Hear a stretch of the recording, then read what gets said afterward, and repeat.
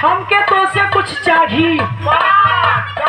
हाँ हो कुछ चाहिए। अच्छा क्योंकि कुछ चाहला तब मंदिर में भगवान के भगवती की हंजाला कलश की भगवान सब तो से धन दौलत रुपया पैसा गाड़ी घोड़ा मांगे आवत होई, लेकिन हमके मन से को ना चाहिए।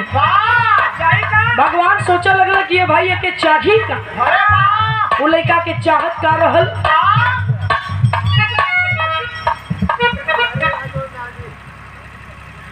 और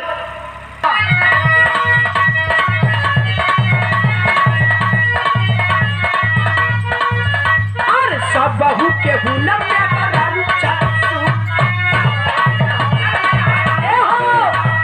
सब बहू के हुनर में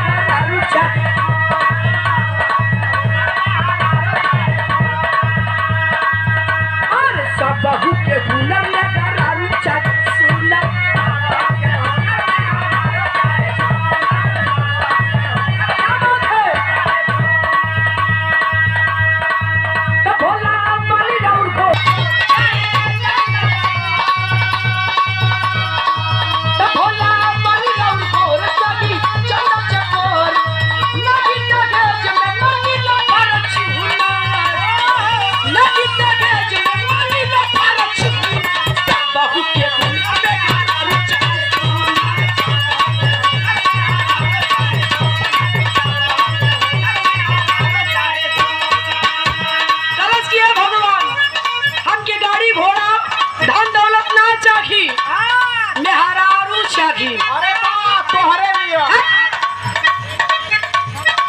धरती पर सबसे निक हमारी लौकत है। और न टका नहीं तो निक ना लगती तो तोरे पीछे हम चार गाने बेटिन रहती ना।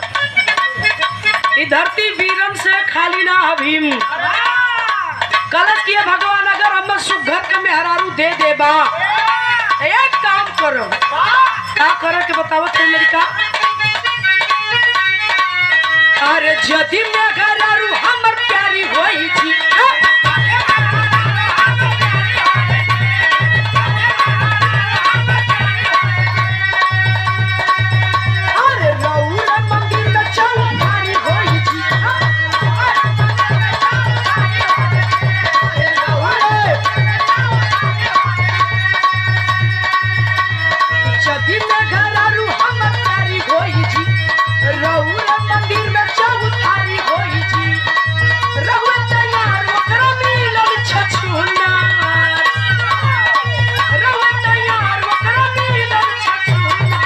बहू के